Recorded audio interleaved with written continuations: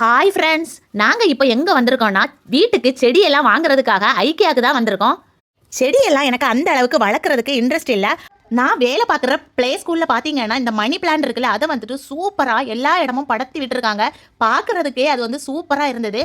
அப்பத்துலேருந்து நம்ம வீட்லேயும் இந்த மாதிரி படத்தி விடன்னு சொல்லிட்டு ஆசை வந்தது. அதனால் மணி பிளான்ட் தான் இங்கே வாங்க வந்தேன். இங்கே மணி பிளான்ட் மட்டும் இல்லை, நிறைய டைப் வந்துட்டு செடிகள் இருக்குது.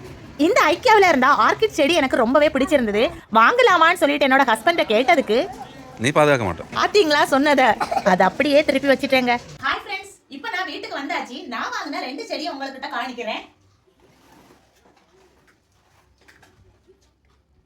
இந்த செடி தான் வந்துட்டு ரீசனபிள் பிரைஸ்ல இருந்தது.